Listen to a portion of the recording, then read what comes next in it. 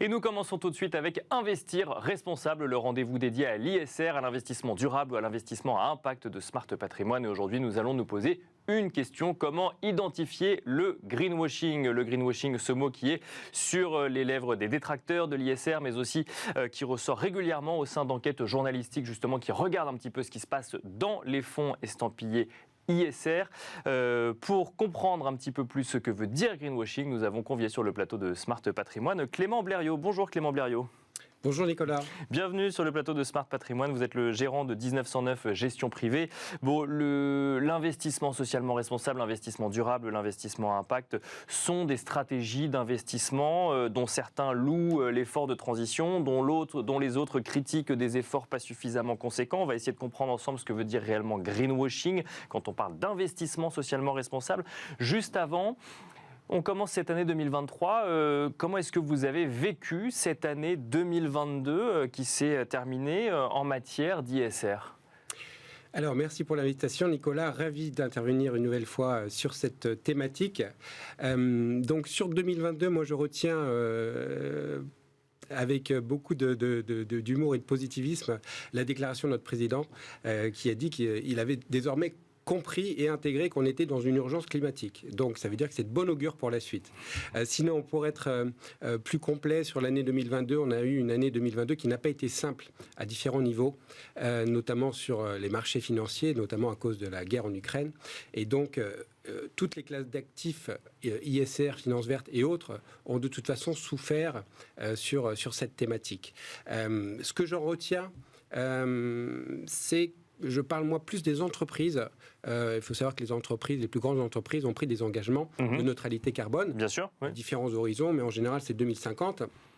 Et en fait, il y a une analyse qui a été faite par New Climate Institute qui a étudié les 25 plus grandes entreprises, dont Apple, Carrefour, Unilever, et a regardé effectivement leurs engagements et ont étudié les mesures prises et ils se sont rendus compte que finalement on n'arrivait pas à 100%. D'accord. Par rapport aux engagements pris, c'est ça ? Les actions par rapport aux engagements ? On était plus à 40%. D'accord. Voilà. Donc 40% d'efforts pour atteindre les engagements pris par les entreprises elles-mêmes. Voilà. D'accord. C'est-à-dire que les engagements pris, en fait, si on les suit, on n'arrivera qu'à 40%. D'accord, je comprends. Donc il y a un delta de 60 qu'il va falloir combler. Et un delta qui se comble dans les prochaines années dans les feuilles de route stratégiques ou c'est là où le bas blesse ? Pour l'instant, c'est juste un constat. Donc maintenant, il va falloir que les entreprises réagissent et peut-être aussi que les autorités de régulation ou les chefs d'État réagissent aussi pour les accompagner et puis pour aussi montrer peut-être les griffes à un certain moment. On parlait de greenwashing, on va y venir. Effectivement, le greenwashing a encore de beaux jours devant lui, même s'il y a une loi qui a été promulguée au 1er janvier, qui désormais interdit à toute entreprise de dire qu'un produit est vert si une étude ne l'a pas confirmé. D'accord. Donc ça, c'est tout nouveau. Première étape pour essayer de contrecarrer ce greenwashing. Mais alors justement, Clément Blériot, quand on parle de greenwashing, mais qu'en même temps on parle de fonds qui investissent dans des entreprises qui sont en train d'effectuer leur transition, qui ne l'ont pas réellement acté, enfin en tout cas qui ne l'ont pas fini à l'heure où on se parle, comment est-ce qu'on peut définir ce qui relève du greenwashing de ce qui relève d'une transition nécessaire mais qui prend du temps ? Ah oui, alors ça c'est une question à laquelle je ne vais pas pouvoir répondre tout de suite. D'accord. Néanmoins, voilà, il faut revenir sur la base. En fait, l'investissement ISR, il y a différentes catégories. Il y a les best effort, best in universe, best in class. Et donc, on ne va pas redéfinir ces Bien sûr, ces stratégies qu'on commente régulièrement. Mais que le greenwashing, c'est vraiment les entreprises en tant que telles qui utilisent finalement la vague verte à leur profit. D'accord. Et donc, pour vraiment répondre au greenwashing, il y a six dénominations qui ont été définies. D'accord. Et on va en parler tout de suite. Première chose, c'est le green lighting. Alors bon, c'est de l'anglicisme, hein, même si greenwashing, c'est l'éco-blanchiment. Bien sûr, oui.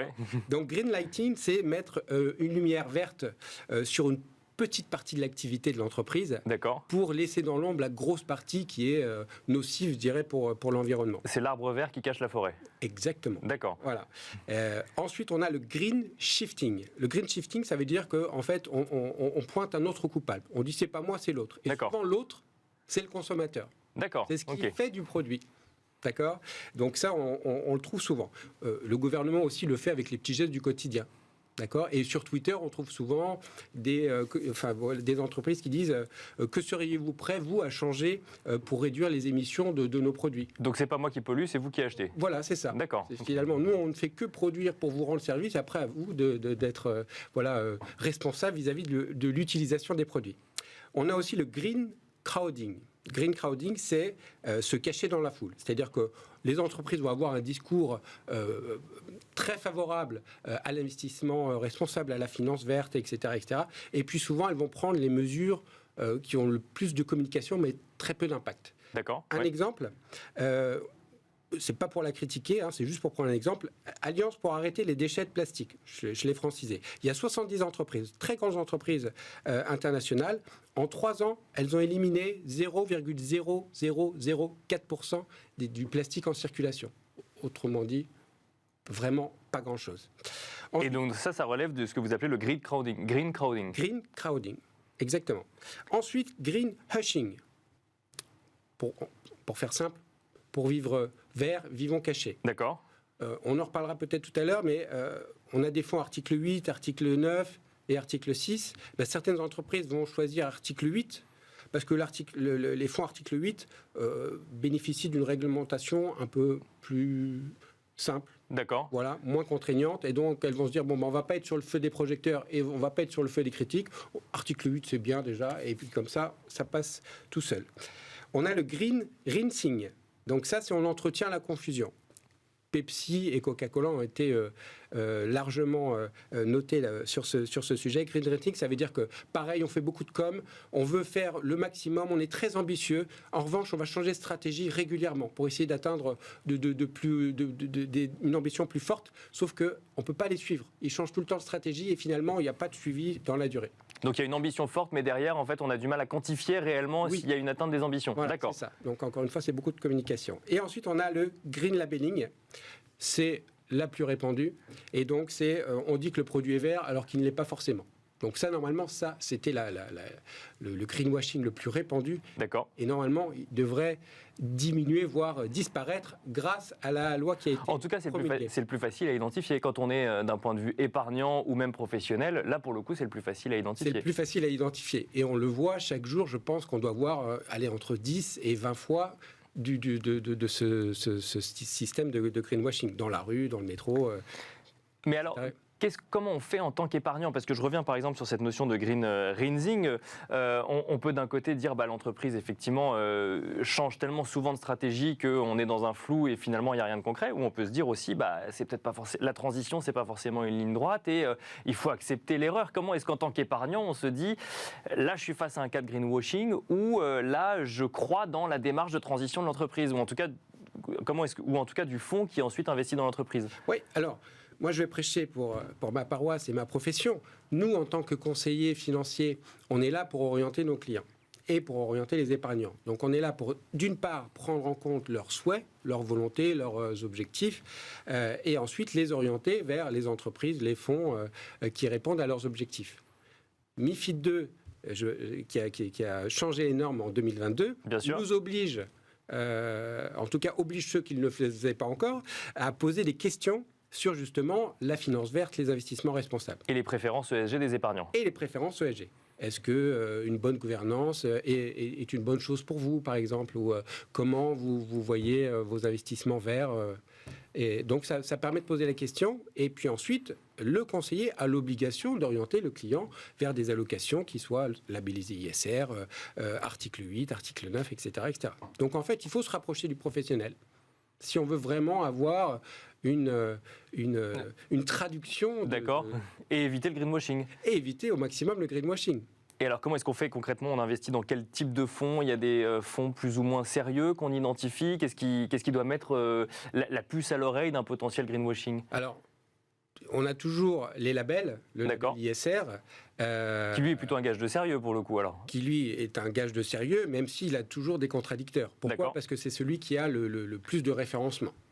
Aujourd'hui, on est à plus de 1100 fonds, je crois, pour 750 milliards d'euros. Donc sur les labels européens, c'est le label ISR français qui a le plus de fonds. Donc certains vont dire, oui, mais il n'est pas assez élitiste. Et c'est vrai. On penche d'ailleurs... je pense qu'un écolabel européen serait une très bonne chose. Sauf qu'il y a eu un sondage fait par l'ESMA, qui est l'autorité de tutelle européenne, et sur 3000 fonds sondés, selon les exigences de cet écolabel européen, seulement 16 fonds auraient pu être labellisés par ce label européen. D'accord, ouais. Moins de 1%. Donc on n'y est pas. Mais peut-être qu'à l'avenir, on y sera. Mais donc ça pose une vraie question, c'est est-ce qu'on baisse les critères du label ou est-ce qu'on en fait effectivement une sorte d'objectif très difficile à atteindre pour justement maximiser la transition? Je pense qu'il faut trouver le juste milieu. Parce qu'il faut aussi récompenser ceux qui sont dans une démarche vraiment proactive d'amélioration vers cette transition écologique. C'est compliqué. Après, on pourra avoir 2 labels, c'est-à-dire un label sur les acteurs qui sont déjà... qui ont déjà enclenché cette transition, voilà. Oui, bien sûr. Et puis un label sur les best efforts avec un vrai suivi dans le temps et une note qui suit les efforts. Merci beaucoup Clément Blériot d'être venu sur le plateau de Smart Patrimoine. Je pense qu'on a fait un certain nombre de points de définition qui peuvent permettre une meilleure lecture, une lecture un petit peu plus précise effectivement de l'investissement socialement responsable. Je rappelle que vous êtes gérant de 1909 Gestion Privée. Merci beaucoup. Merci à vous Nicolas. Merci à vous également de nous avoir suivis. On se retrouve tout de suite dans Enjeu Patrimoine.